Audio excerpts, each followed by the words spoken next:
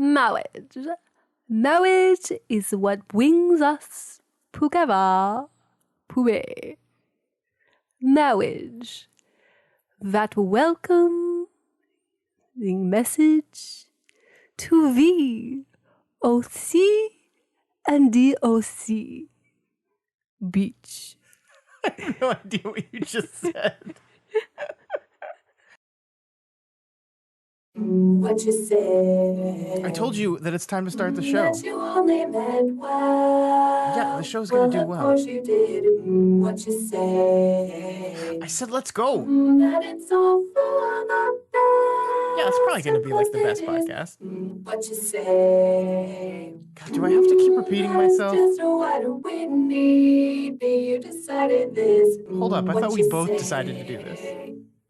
What did she say? I said let's start the show. Hey everyone, welcome to What You Say, an OC podcast. My name's Elise Daly. And I'm Scott Daly. And together, We're the Dailies. This is the podcast where each and every week we make impulsive and rash decisions that end up throwing the rest of our lives away. This week we finish up season 1 of the OC with episode 27, The Ties That Bind. That's right, Elise. Episode 27. 27 episodes. We're at the season finale. We've finally done it. It's a big episode, and we have an extra special big episode of the podcast. I mean, it's just going to be like a normal episode. It's just a normal episode. We'll have a next week's episode that'll be like a wrap-up of the whole season 1. Sure. But before we do that, Scott, we're going to get into the best part, or the worst part. Who knows? It could be someone's rosy and someone's thorny of the show. Oh, I get it. What a meta moment, Scott. Yeah, I get it. This might be someone's rose, but also someone's thorn of our whole show. That hurts me a little bit. Yeah. It hurts me. Yeah. You out there? Yeah. Every rose has its thorn. Has its thorn. Just like every night has its dawn. Dawn, dawn, dawn. Every cowboy sings a sad song. Every rose has its thorn. Yeah. Jesus. So we're going to go ahead and talk about the best, the bad, the good, The best, rose, the bad? the thorns. The best? The best, the bad. Yep. And as always, Scott, we're going to start with our thorns. So what was your thorn this week? My thorn is something that I can't talk about specifically because reasons, but it was a really bad week at work for me this week. I mean, like I said, I can't go into specifics, but I think everyone has one of those weeks where you just like, I think it was Wednesday. Amen. I think it was Wednesday where I was just like, I don't want to do this job anymore. I just don't want to do it. I don't want to go. I just don't like it. And I want to leave. And I feel like I had that day. You pushed every through day it. last week. Yeah, I'm fine pushed now. through it, I'm and fine you're good. now, but it's like what happens is those days, like the space between those days starts to shrink. Like this has happened to me before. This is usually what happens to me before I end up leaving a job. Is the space between those days starts to shrink. Like it's once a month you'll feel that way, and then once a week you'll feel that way, and then it's like every day for like an entire month you feel that way, and then it's like okay, it's time to leave. But I don't know where I'm gonna go because I like this work I do. I like doing Doof Media stuff, and I like that the job I currently have affords me the time. Like it's a strict 40-hour work week, so I have time to come home and do all this stuff, which takes up a lot of time. And I'm afraid that anywhere else I go will take that away from me. So it's just like I'm just hanging out, toughing it out. That's what I do. Yeah. So until something changes. So Well, it was just a bad week for it. Like it was just. We're really busy with Doof Media stuff because we're running an extra show until Ward ends, and so it's really really busy at home, and then also like work going bad. It's a lot. It was a lot, but got through it. Did it? You did it. And now you're done with this week's Monday. Way to go, Scott. That's true. How about That's a you? lot. What's your thorn? I got sick last week. You did? And, I have a really good immune system, but as I've been telling everyone, I just think that I'm exposed to a lot more germs because now I'm close to the nurse's office. And so I get K through 5 germs instead of just the 5th grade germs with the children that had built up immunity systems. So it was rough. It was not a good 3 days. I think we've talked about this on the show before that the first year I dated you, Yeah. I got sick like 5 times because it's just like, proud of you for not getting sick this week. yeah, I so far so good. But yeah, I mean, it's rough. It's rough. Turns out everyone that doesn't have kids or isn't around kids, kids are like little disease They're factories. carriers for everything. For literally they get everything. because they have no immunities. Yeah, it's awful. Yeah. So Oh well. I'm glad it wasn't that bad though. Like, Yeah. it was. I mean, like a day or two there, you were pretty sick. I got my orange juice. I got my vitamin C airborne stuff and my cold flu meds. And I mean, Hey, Elise, it was good. Yeah. what things do you really like when you're sick? What's your like, I feel sick, here's what I need. Like, here's what I want type of thing. Orange juice. That's it? That's so With boring. pulp. You know I what like mine pulp is? orange juice. Oreos. I know. Have we ever talked about it on the podcast before? I think we have. Oh, man. I Such love a weird Oreos. craving. I mean, I like soup. I never eat Oreos any other time except when I'm sick, and I like want soup. Oreos. They made me feel better. That's good. I'm glad. You should. I like soup. Chicken noodle soup. That's boring. Everyone Orange likes soup. juice. I'm just a normal person. Some things I have to be normal Boring. about. Other things I can be very weird and particular. But this, it's just soup. Cool. Yep. What was your roast, Scott? Well, for my rose this week, we have another one of our patent-pended pup dates. It's a penny update. It has now been 11. 11. Counting. It has now Yeah. been counting today or not? No, excluding Ooh, today. So we're moving on to 12. Uh-huh. It has now been 11 days since Penny has peed in the house, has had any kind of potty accident in the house. It was slow going for there. I remember back in January, we were like, she's never going to learn this. Like, this is bad. And then It like clicked. a couple weeks ago, we got to the point where she was doing a really good job, but then it rains and she really doesn't like to go outside when it's raining. No. And so she'll just pee on the carpet right by the door instead of going outside like a jerk. But we've had rain these past couple weeks, but she's went out there anyway. So I think by George, we've done it. We potty Sure do trained the hope dog. so. Now, of course, now that I've said this, she's going to screw it up. But I felt like waiting like this long to bring this up and to put this into the universe. Like, even if she does screw it up, I'm still pretty proud of her. So Yeah. that's I the am pup too. date. Penny's doing great. Maybe. Do you think we're almost ready for no crate at night? think Oh, we're I don't getting know there. if we're there yet. I think we're getting there, babe. I'm telling you. What does she do at night?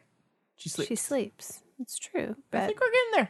I think we're getting I there. still don't know if we're there yet. All right, Elise. What is your rose?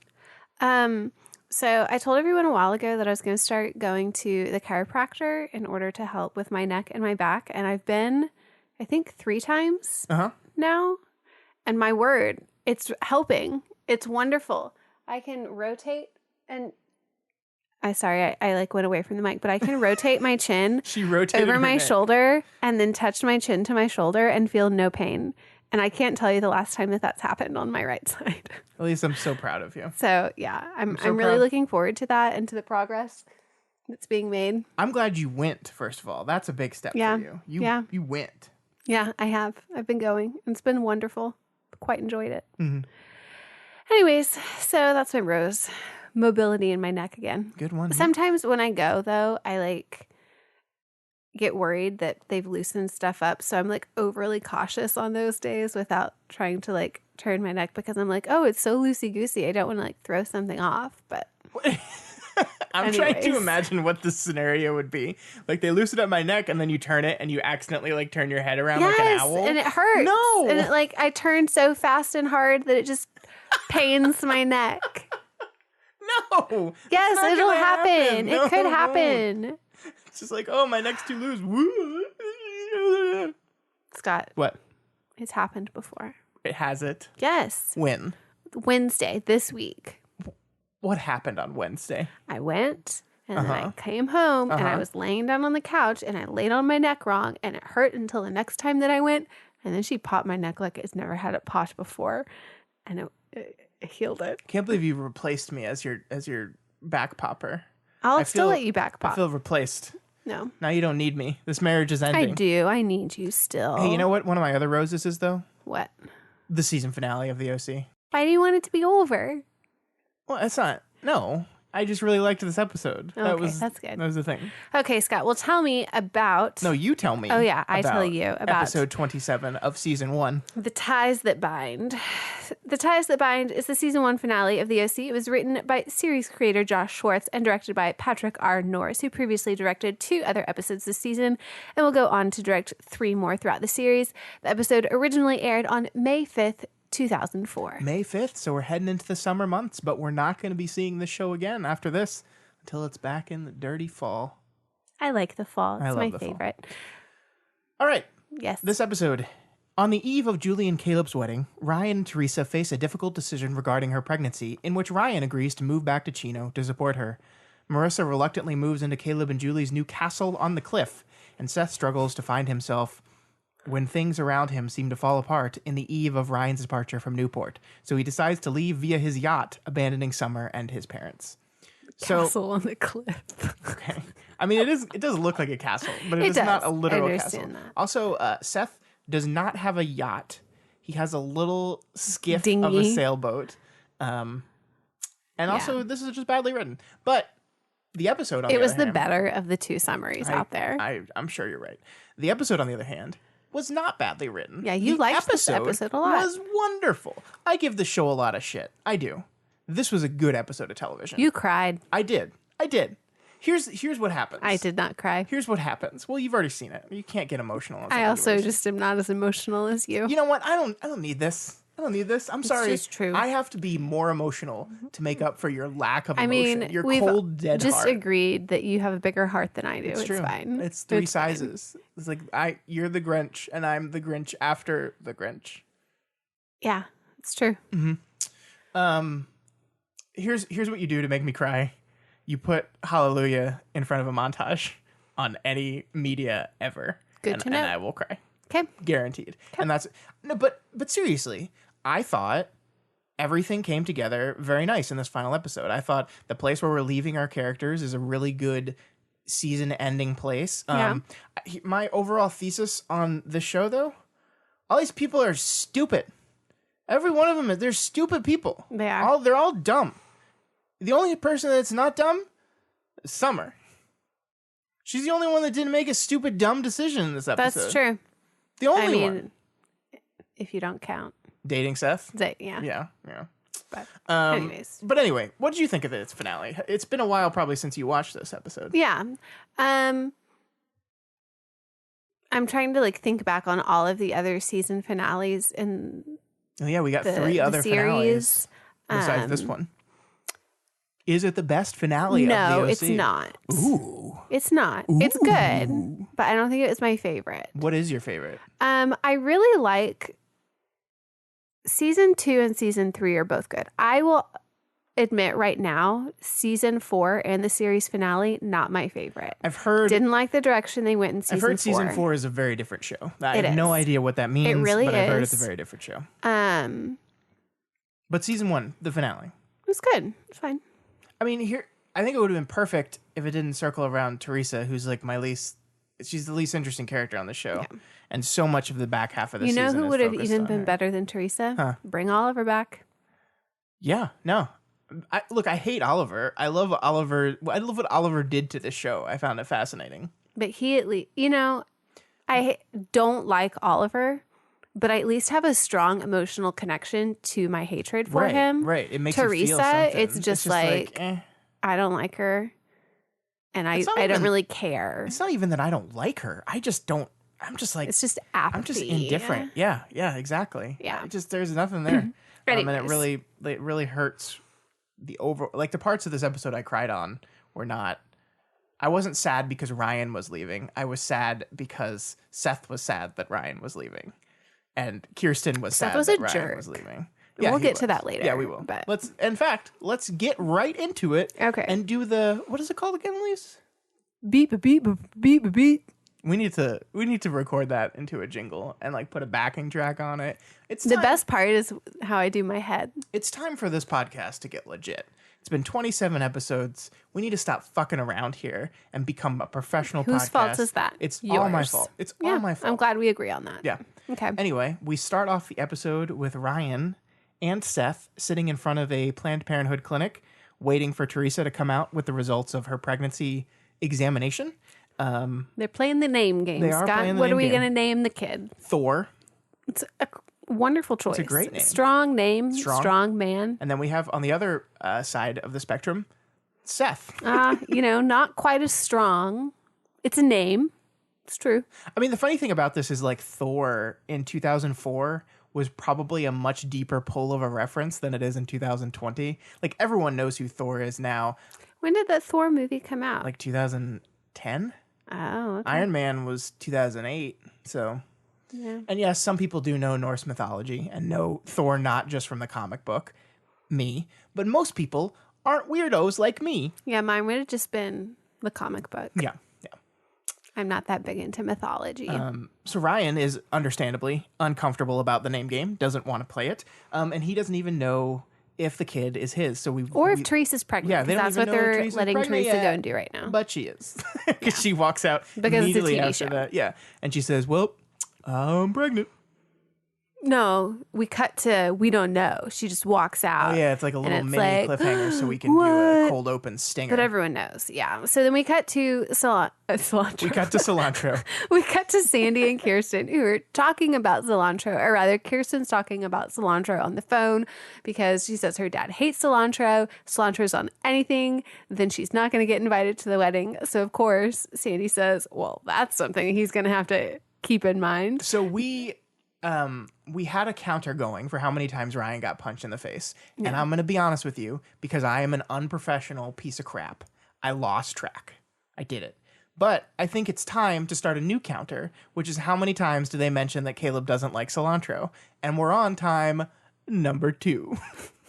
Because when Caleb got his Man of the Year award, Kirsten was on the phone arguing with caterers about the fact that her dad does not like cilantro. I didn't remember that, Yes. but I'll take your word on I it. unfortunately did, because that's how my brain works. So, KK not only hates cilantro, KK hates carnies. That's a really specific thing.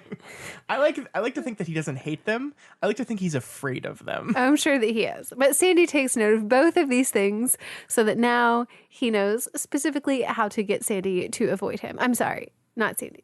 Caleb. Yes. KK. Yes. Now he has. I'm going to refer to him as KK from now on. Sure. Knock Okay. yourself out. Because me and Sandy were tight, and if Sandy's going to call him KK, I'm going to call him KK. Sandy does not call him KK at all during this episode. I'm pretty sure that was a one and done thing, but KK. not for Elise. KK.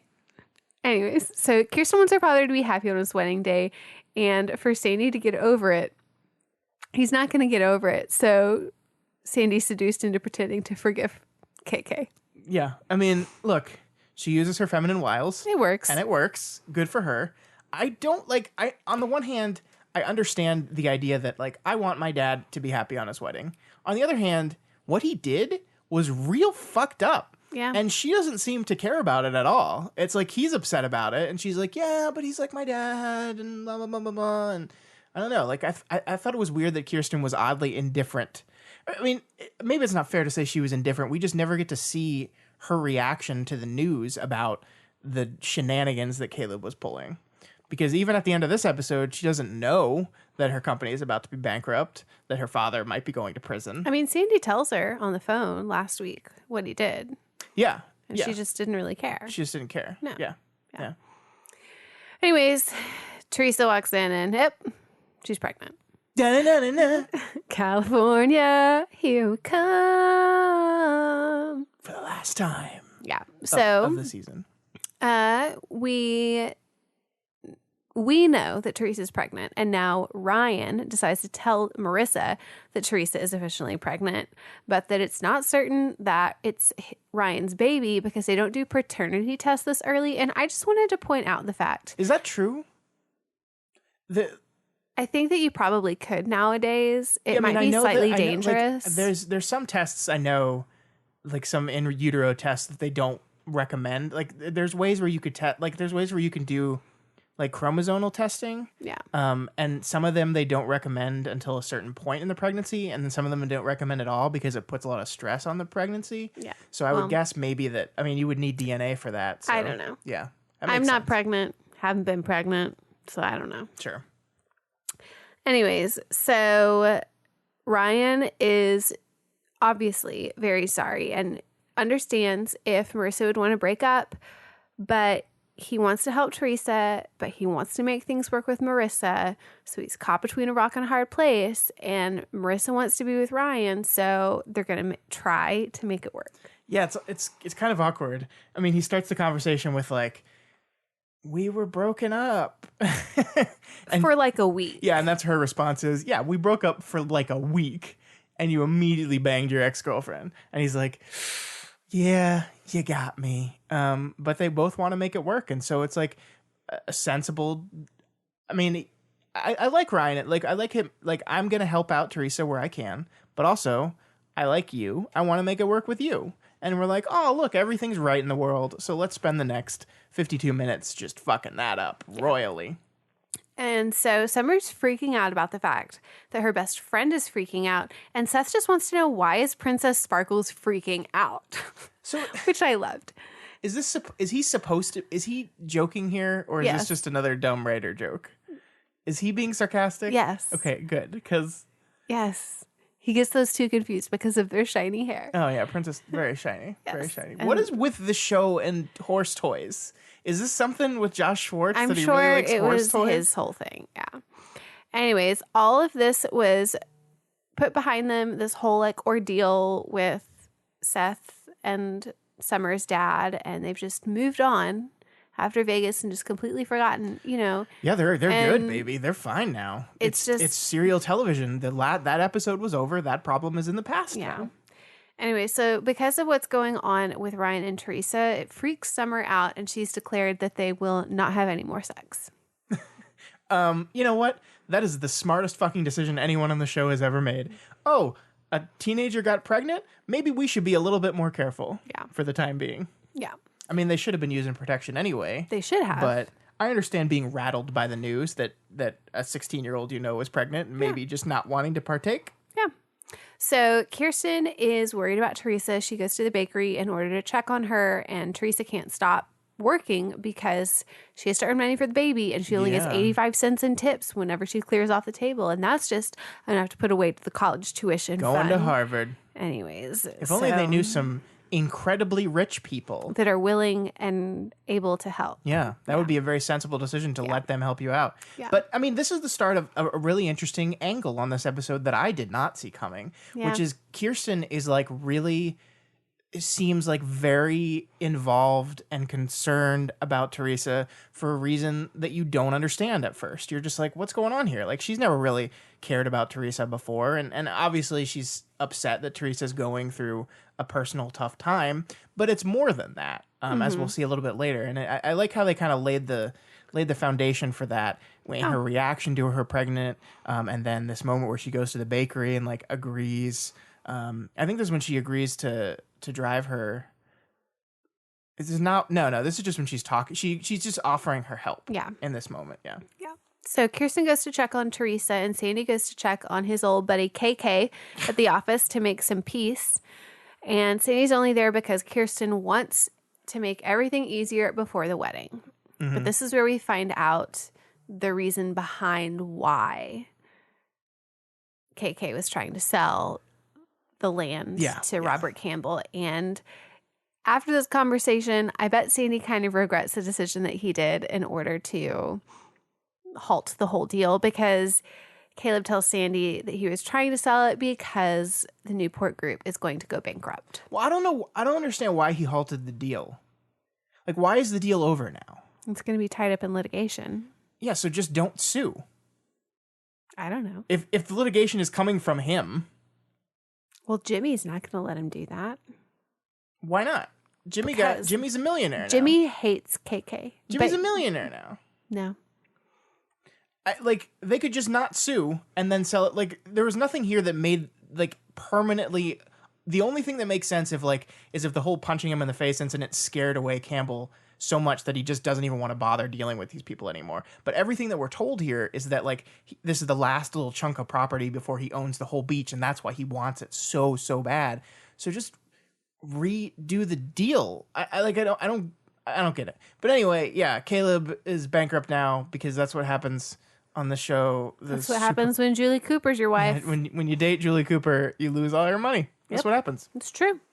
And of course, Kirsten knows nothing about this because her division of the company is the only profitable division. Way to go, Not Kiki. commercial. It's just home. It's like a Residential. residential real estate. Yeah. Of course, that's because Kirsten is just the fucking bomb. She's so good at her job. She is. So naturally, now that we know this, Caleb is of course going to tell his fiance, right?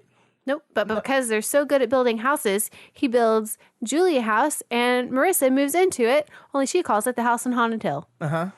And yeah, it's like we talked about how it's like a castle, and it's like literally like the biggest fucking house I've ever seen. It is absurd. Well, at this point, she hasn't seen it yet. This is when she's packing up everything, and she tells her dad to still take the deal because otherwise he's left with nothing, and then he'll have to move away. So I guess that's why they're at least even following through. I don't know. But anyways, Marissa's packing up. Jimmy kind of got a weird look on his face whenever he was... Did you pick up on that? What? The weird look on his face whenever... Oh, it was a sad look. Like, he basically says, let's hang out, let's go get a smoothie or something. And she goes, no, I'm too busy.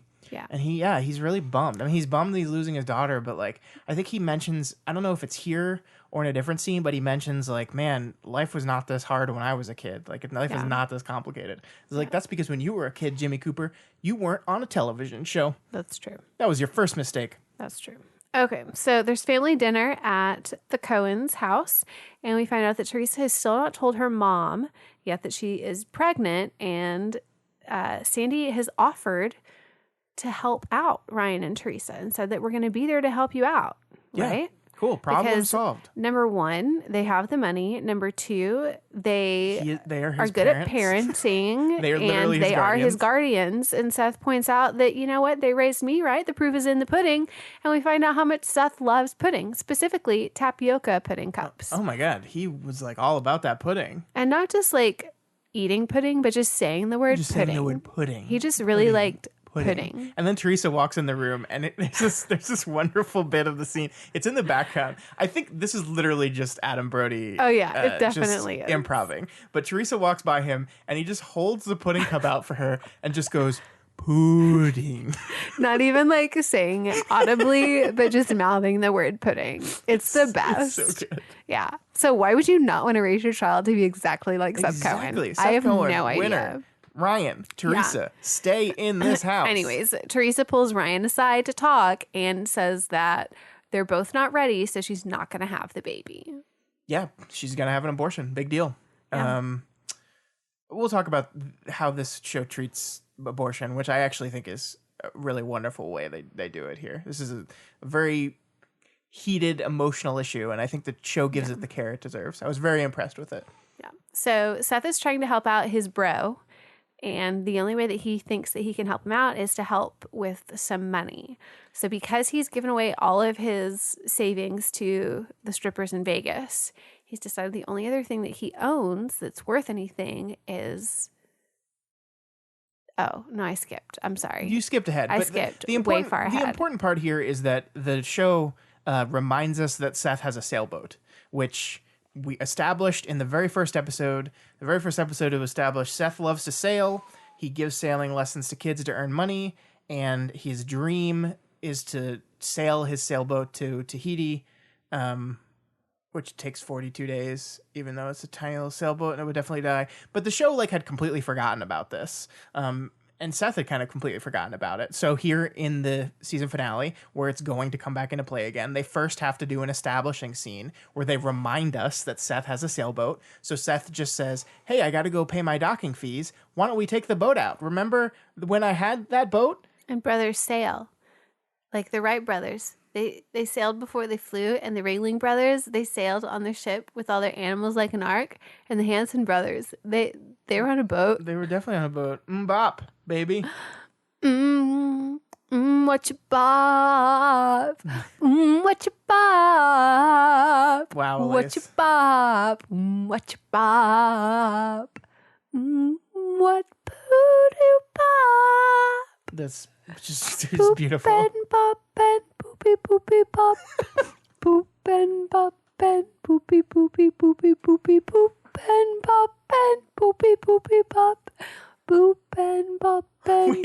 to move Poopy on. poppy poop. Boop. Bop. Poopy poopy pop. Come on, Elise. I'm sorry.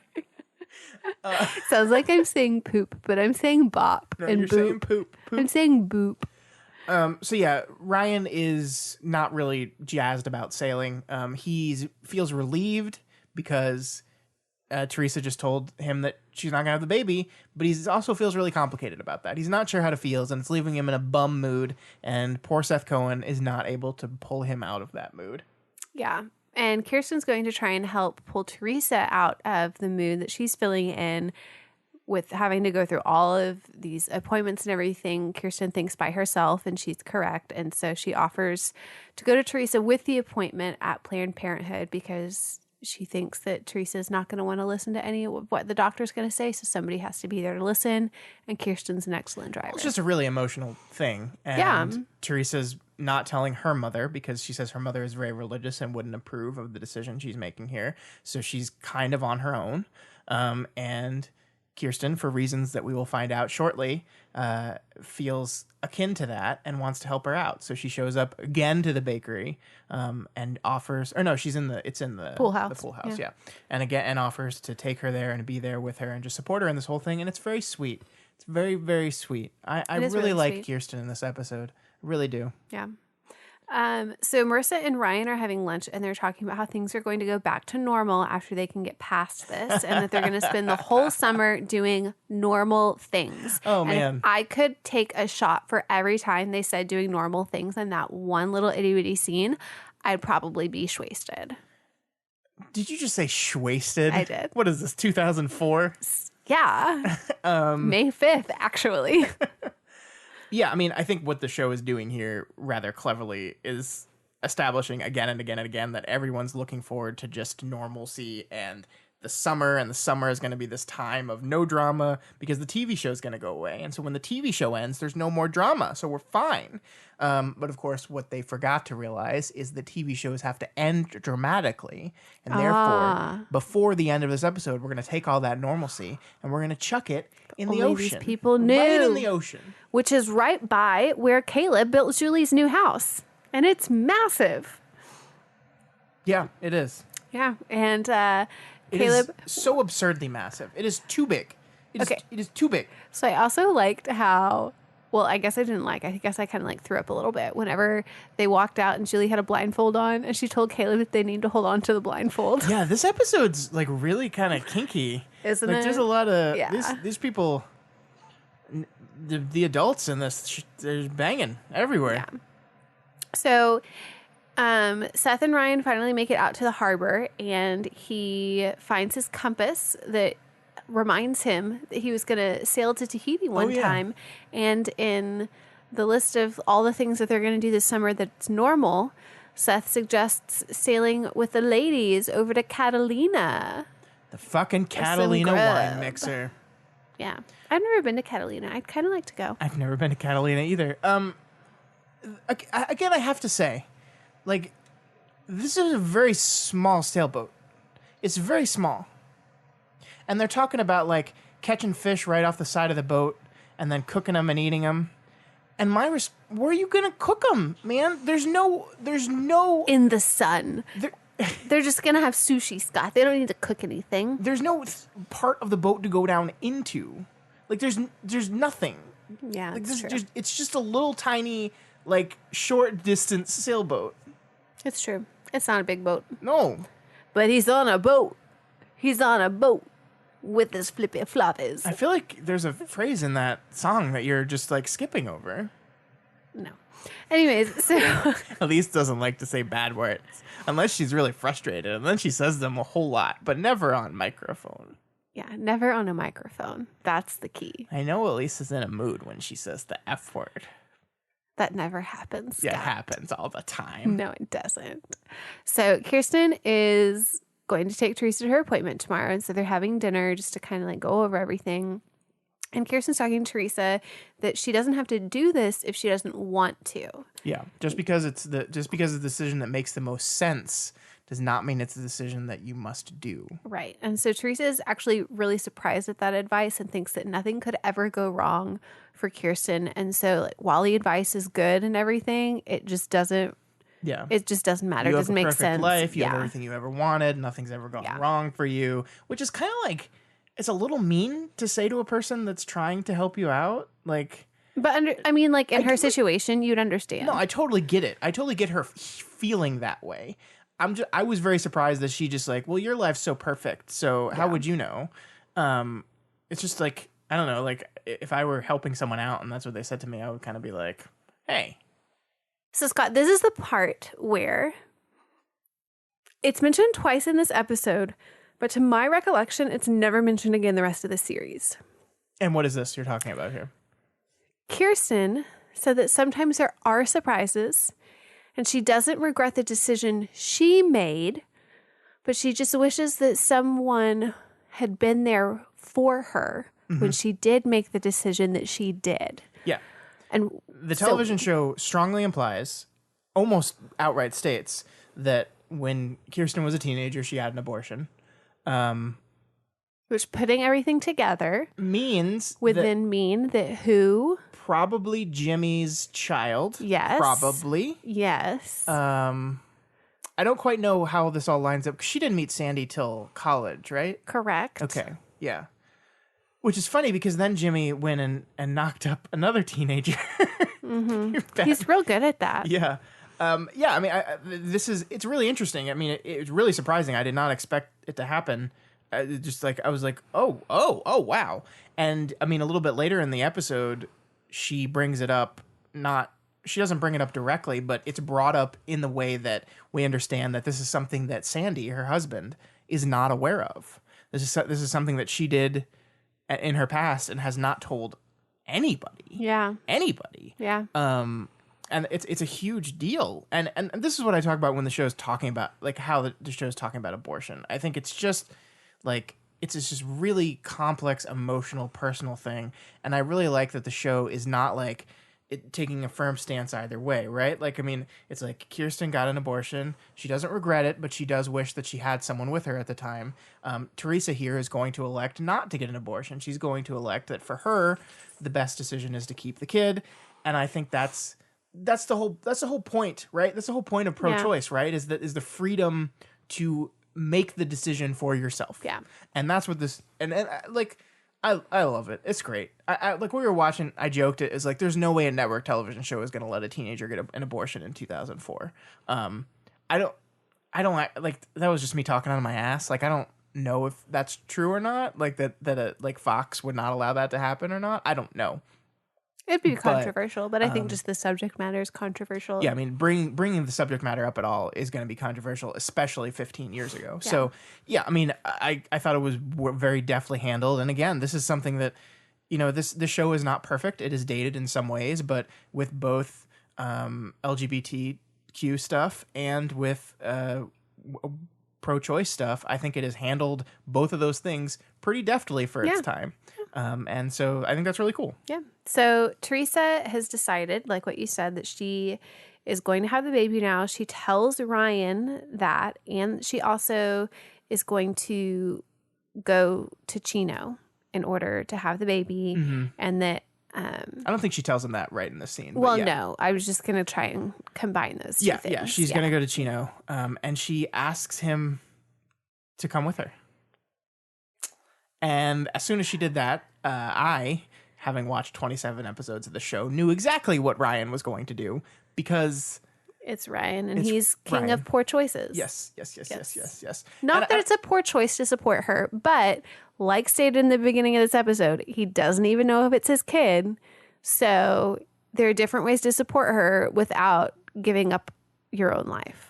Yeah, I mean, we'll talk about this a little opinion. bit when we get to it too. Is the way he frames his decision is what really upsets me. But anyway, yeah. So someone else who's upset about the decision is Sandy, who's really upset at Kirsten for having talked her into having this child because this is not a good look for Sandy. Like, he is upset, obviously, and he blames her. He blames Kirsten. It's like, she was gonna get it, and then you talked to her, and then she changed her mind. What did you say to her? You talked her out of having this abortion. And it's like, Ugh. Yeah. Sandy, that's not a good look. No. And as I think you mentioned in the notes, and we talked about before, the reason why Sandy is maybe being a little bit less sensitive to the issue here is because he does not know that Kirsten had an abortion. He does not know about it. That's. I think Yeah. they need to have a I mean, like, look, it's your life. You can do what you want, but I don't know, like. I feel like had I gone through that, I would want to be able to tell you Yeah, because that's a lot of emotion in order to experience and go through. Whether it was like a decision you had to make or even if you just lost a child and you had planned for it, you know? I think losing a child, regardless of the circumstances, is a huge emotional burden. Yeah, and I think, your spouse is a person of strength for you generally that you can lean on when you are having difficult situations. And I think it would be lovely if Kirsten in this moment, watching a teenager go through this thing that she went through alone, has her husband to kind of lean on here in that it's probably a very triggering thing for her, but she doesn't because she hasn't told him. And it makes me sad. It makes me sad. Like this episode is a very hard episode for Kirsten, and I really wish she had her husband, but she can't because he doesn't know. Yeah. So Marissa, Haley, and Jimmy are delivering stuff to the house on Haunted Hill, and Julie is the ghost haunting it. Just happens to run into everybody, and they all just start bickering back and forth, and Marissa loses it, yells at everyone to stop, and then Julie thinks that Marissa wants to move back in with her because evidently KK, he's never said anything to Juju. Speaking of being honest with your spouses. Yep. Didn't know. So everyone knows about the blackmail except for Julie. Yeah. Way to go, Juju. I think we have to say once again that this house is absurdly large. It's ridiculous. And this entire scene takes place in a big empty room. And so it's echoey as all hell. Like they clearly shot on location here. Yeah. And that's this episode. Like the fun thing about television shows, especially in the early 2000s, you can tell the ones that they went all out with the budget on. And this is one of those episodes. They really went big with the budget. They spent a lot more money on this episode than they had in some of the previous ones. There's a lot more on location shooting. There's a lot more like exterior, just like actual, like they went back to the beach, which I don't think they've been to the beach on the show since the pilot. Yeah. Maybe there was like one or two times I think, but whenever they go to the beach, that's more expensive because they're not on a set. And so definitely this episode cost money, and I think you see it with this house. Yeah. So, Summer and Seth, we catch them back at the harbor where Summer sees the boat for the first time and thinks that it's such a coincidence that she's named Summer and his boat is named Summer. And wasn't he talking out loud earlier in the show about how he named the boat after her, and she like overheard and went, "Ew, weird." I think that happened. I think she's just forgotten because the Seth Cohen that existed in her orbit. So way to go, writers. Yeah. Summer does mention though that's the only Summer that he's going to be writing for a while because she's still she's really harping on closed on her legs. Yes, and so this is where we find out that Seth is selling his boat so that he can give money to Ryan and Teresa. Yeah, because that's his plan in order to help him out. And Seth tells Summer that Teresa's going to have the baby, and that's the first that she's ever heard of that because last everyone else knew Teresa was getting rid of it, which means Marissa still hadn't known, and Ryan's got to tell her through that. And I mean, too. at this point, Seth is not aware that Ryan is leaving too. He's just trying to help out his best friend and brother. Yeah. He's help out Teresa. Yeah. Yeah. So it is time for rehearsal dinner for the wedding of the century. And of course, Jimmy's there because he's family too. I guess. I mean, Haley's date? It's weird. Jimmy's the one who I'm not quite sure how it all works into the equation, right? Like Haley and Jimmy's relationship. So because they're boyfriend, girlfriend. Well, yes.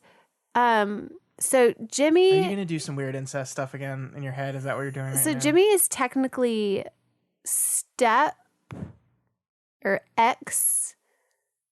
No. Nothing, babe. Jimmy is Marissa's father. Yeah.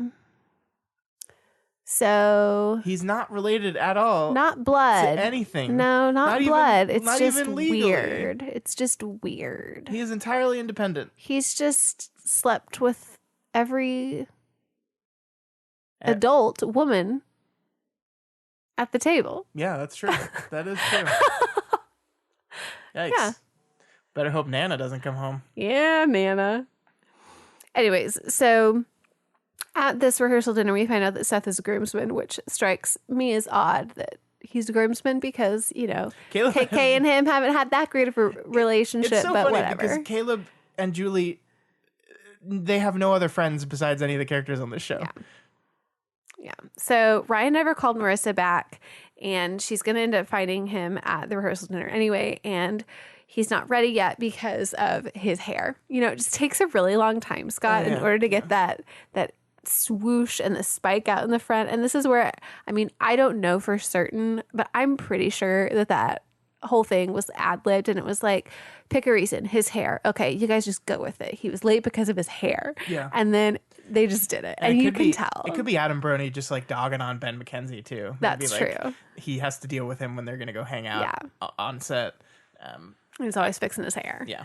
That's my headcanon. That's probably true. Yeah. So Sandy talks to Caleb about what the DA said about the Newport group, and Caleb says he's not going to tell Julie because what marriage is built on a solid foundation of trust if you don't keep secrets? None of them. None. They're on. I think you always have to have. Everybody knows that the most solid foundation is one filled with lies and holes. Yes. Yes. Indeed. Yes, indeed. So, it's ironic, though, that we find at this party that Julie leaves Jimmy and marries Caleb, and now Caleb's broke and Jimmy's worth millions. It's like the complete opposite. It is the Julie curse, I think. It is. That once you marry Julie, your life goes to ruin. And he's like, have you told your wife to be yet? And he's like, you're not saying that she's marrying me just for my money. And it's the look on Sandy's face. It's so good. Yes. He's like, no, never. No. Yeah. Those eyebrows, they tell all. Yeah. So Marissa finds Ryan and he tells her that Teresa's going to have the baby. And whenever they're sitting all around the table, Caleb gives this toast about the importance of being a father and watching his family grow, which cut to Ryan. You see Ryan's wheels are turning, and now the burden is weighing heavier and heavier and heavier. And we find, the Nichols, Cohens, and Coopers are all going to become one family. And Ryan just can't take the pressure. He leaves, and he needs some air. Yeah. When we have our Fantastic Very Four. Emotional. They all come back together, and they just take a break. They walk on the beach, spot where the water polo team beat them up. They're reminiscing. It's all coming full circle, baby. It is. It is. And I love Summer's like, you guys were at that party? Because she was wasted and fucking hitting on Ryan like crazy. Yeah. And she's totally forgotten about it. And this is where we find out that Ryan has decided that he's going to go back to Chino because he can't let Teresa do this whole thing by himself. By herself. So he's leaving. Would you have some words? Yeah. Okay. So, so he talks to Sandy about this. We'll talk about it when he talks to Sandy, because that's when I'm really get pissed off. When he offers the explanation to Sandy, the rich millionaire offering to let him live in his house. That's when I get really mad. But I get, he tells, these are the foursome, he tells them. I just feel like he should have given his girlfriend some alone time with just the two of them to talk about this decision. He just kind of springs this on her. I understand that, but everyone knows that he's going to leave. Well, yeah. It wasn't a question to anyone. They no. were just waiting for him to say it. I'm sure, but I don't know, talk to your girlfriend first. I don't know. It just... Well, Seth is upset that, yes, Ryan's leaving, but also upset because he doesn't end up getting the money for the boat, and this was his master plan in order to try and find a way for Ryan to be able to stay. So he goes to Summer and Marissa and tells them that they'll just all get jobs, they'll cover an apartment, but Marissa is just adamant that it's not going to work because that's not what they need. Well, it's not what Teresa wants. Teresa wants to be around her family. And so Seth gets really upset. He's a dick. He's a dick here. He calls Marissa out and pretty much says that Ryan wouldn't have even been back with Teresa if Marissa was never with Oliver and didn't drag Ryan into her messed up life. I mean, burn, but true. It's mean and unnecessary. Sometimes But the it's honest kinda, truth is it's hard. kind of true. Yeah. Yeah. Yeah. And then Marissa counters that Seth only used Ryan to help him meet girls. They're just like really mean to each Yeah. other. They're And- just, like they go from like nothing to really pissed off like Yeah. real quick. And Summer is just in the middle. Poor Summer.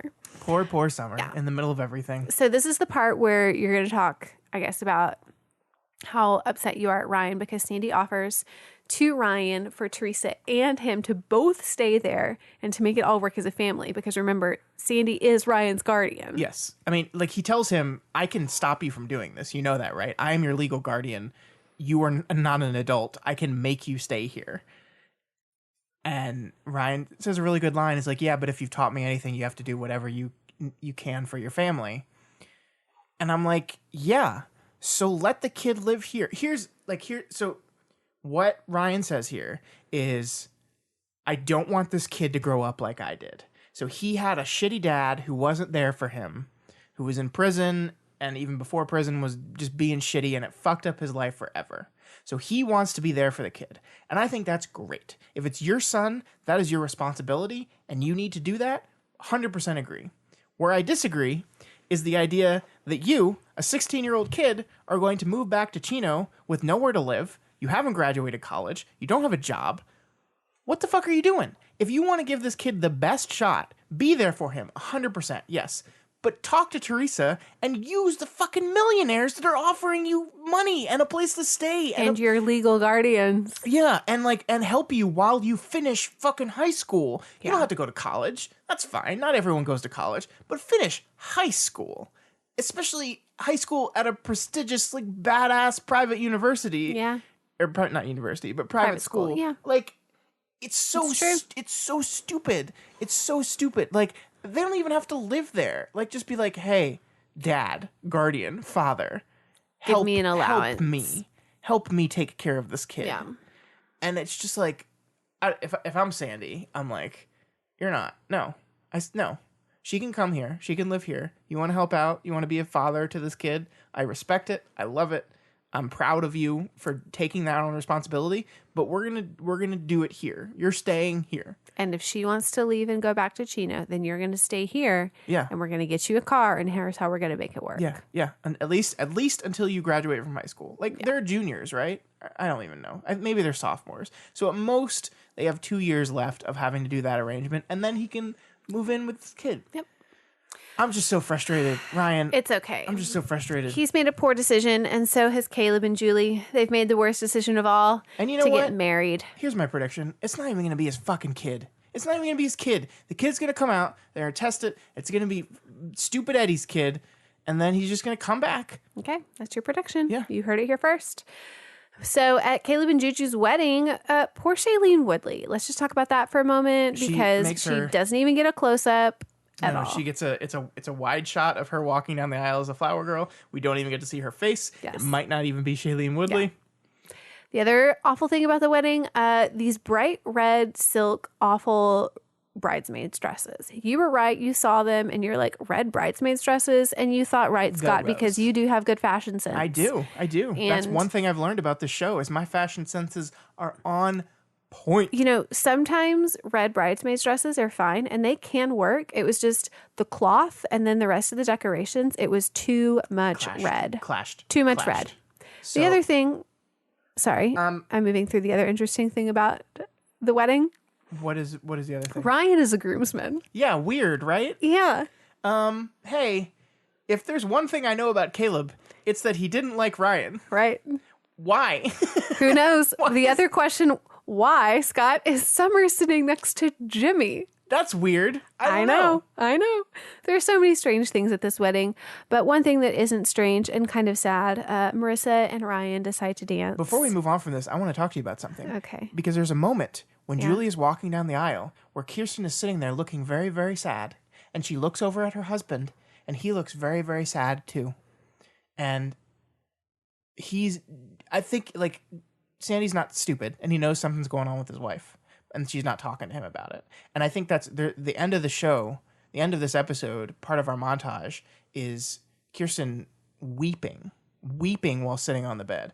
And I think she's crying. Because she thinks about the 2 kids that she's lost. I think now. she's crying because of Ryan leaving. But I don't think that's the only reason she's crying. And there's this real it's this real powerful moment. I don't know if you remember it, like Yeah, where no, they just I kind of look remember. at each other, and then after that moment they have Ryan and Marissa doing the same thing where they're just looking at each other like heartbroken. And connecting those 2 moments is interesting because we know one of those relationships is ending. I don't know what they're setting up. This is where we start moving to, are they setting up conflict for next season stuff? I don't know, Scott. But when So Ryan, go back to the when dancing, I'm Ryan sorry. and Marissa are dancing, Marissa tells Ryan that she understands why he has to do this, but she wishes that he didn't have to because she loves him. Was that the She first time says, she "I said love that? you." No, But it's real sad. it's really sad. And- It's the first time I think since they had said it before, and then they had broken up. Yeah. And so like they're back together. This is the again. point on with the episode where I'm going to stop complaining about anything and just say that this all works emotionally and I love it. Like, Marissa's not my favorite character in the world. This moment is great. It made me so sad. It was well earned and well acted. Good job, Misha Barton. It's a really great moment. So, moving on to our other high school couple, we're checking in on Summer finds Seth, who is pouting over away from the rest of the group. And Summer tries to comfort him and tell him that it's all going to be okay. You're still going to get to see Ryan. And you'll have me. And it's not enough for him. Yeah. It's like really kind of sad. Before Ryan, I didn't have any friends. He's been the only friend in my entire life. And then she's like, well, you have me now. And sorry, Yeah. Summer. He just thinks life is going to be hell without Ryan. And there's this sad moment where she like puts her hand on his arm, and he doesn't do anything with it. No. Like, he doesn't like put his hand on top of it like in a thank you gesture. He just leaves it there and then is like, can you tell everyone I'm gonna be a minute? And she just like slowly retracts her hand, and it's like, oh, It's sad. But as she's walking away, he does say that for the record, the boat was named after you. And she thinks that that's sweet. You Yeah. just get the little smile in her face. it is sweet because Yeah. if you're dating the person, it's sweet. If It you're is not sweet. dating the person, it's a little creepy. It is. And so into the wedding, and Ryan packs up. He leaves in his chino clothes because He's he can only wear one outfit to chino, and it's his wife beater. Yeah, he's put on his wife beater and he's put on the hoodie he was wearing the first time they came here. So talking about coming full circle, they're recreating the beginning of the show basically, but inverse. Yeah. Kirsten packs him an apple in a brown bag. So Scott thought it was really funny. this is just a stupid thing that I did. Like, there is definitely like a sandwich in this bag, but all we see is Kirsten put an apple in the bag and then roll it up. it up. Yep. So I'm just like, she just put an apple in a bag and gave it to him. Yeah. And so Kirsten and Ryan have this really sweet moment. She gives him a hug, and then Sandy comes in, wants to get in on the action, and he ruins the moment. He does. And that's just Sandy. He says, and she's not even a hugger. Yeah. So Ryan and his saying goodbyes to all of the Cohens went to go say goodbye to Seth, who is just on his bed listening to music with his Gen 1 headphones. Yeah. The good old iPad, good old 2004 iPad. Oh, excuse me. And so, He's a jerk. well, and Seth, like, he offers, if you need any help, I'll take the graveyard shift. And then Ryan says that it's okay, man. I think we'll manage. And that's when Seth's like, oh, yeah, I'm afraid you'd say that. And he's just kind of written off the fact that he doesn't think Ryan is going to reach out to him. He's not going to do anything. And so it's just pretty much over. Well, I mean, like, on the one hand, Ryan is like offering, it's like, we'll still hang out, we'll still see each other. But then he offers to help out with a kid, and Ryan's like, I think we got it. And Yeah. so I get Seth's Yeah. being upset there. Yeah. Yeah. But Ryan does still invite Seth to come and visit, and then gives Seth back the map of Tahiti, and peace out. Mm-hmm. Not a really good. Yeah, he doesn't really Goodbye. talk. He just puts his headphones back in. He's done this before, right? Yeah. I can't remember who to. Maybe even Ryan before, earlier in the show, where he was just like a jerk. Someone tried to, or maybe his dad. I don't remember. He did this to someone. I think it was his dad. When he was mad at his dad for not letting Ryan stay, he just did like the jerky. And the thing is, he did this kind of to Anna too and regretted it. Like, where he was mad about Anna leaving and then like had to rush to the airport and regret it. And I'm like, you've learned nothing, Cohen. Nope. And this is when we get the tears from Scott. Hallelujah. Teresa is Hallelujah. driving Ryan down the driveway in her yellow car, and they turn. And then there's Marissa with the bags. She's waiting just like she did in the first episode. And as they leave, the limo comes and is there to take her to her new house. Teresa and Ryan are heading to Chino. So we cut to Kirsten and Sandy, I don't know the words, so I'm just saying. who are crying. These huge tears. And they look each other in the eyes. And they just peel over and they give each other this warm embrace. We cut back to Marissa. She's walking into her mansion, goes on the balcony, and opens up her vodka bottle, takes another sip. And then we have the saddest moment of all that Scott's still crying about. And it's Seth wrote a note to his parents in summer, each a letter, and then he sails away. Come sail away. End of season 1. So he's going to Tahiti, I'm assuming. Well, you know, it happens when you assume, huh? Yeah, like, all joking aside. All crying aside. I fake cried so much I started laughing. I like I said at the beginning, this works. This is a really effective montage. It's really sad. Kirsten and Sandy crying, like Kirsten weeping. I don't think the show has allowed that actress to get that emotional on the show before, and she's really good at it. They should do it more. That was a great performance. Marissa, of course, going back to drinking, which is like the most predictable thing in the world. Of course. Still pretty disappointing. Seth, very disappointing. Why didn't he ask Summer to come with him? Why is he such a shitty boyfriend? He just is. It's fine. And so that's where we leave it. Everything's fucked. Yep. Ryan, the thing is, like, Ryan has chosen Teresa and is going with her, but it's like super sad and he looks really bummed out. And I'm like, this is a great way to start this. Because he doesn't really want to go. He just thinks Yeah. that that's what he should do. That's going to be good for the kid, let me tell you. Yeah. Let me tell you. Yeah. Him being pissed off that real he's great. here. The kid's going to love it. Yep. It's going to be really great. Great decision, everyone. All well right, done. Scott. So at the end of season 1, let's check in on everyone's relationship The status. final relationship status of the season. All right. And then we're going to crown relationship of the season. Next week. Oh, next week we're going to crown relationship of the season. Yeah, we can't do that this week. I'm Gotta save some sorry. things.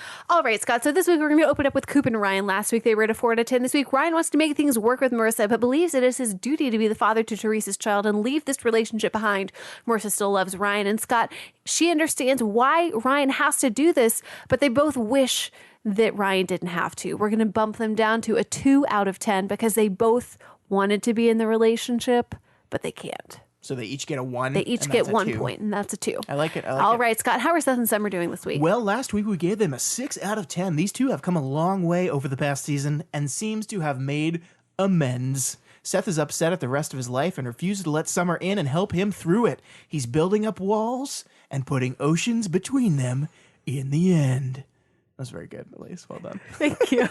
We gave him a 3 out of 10 to finish the season.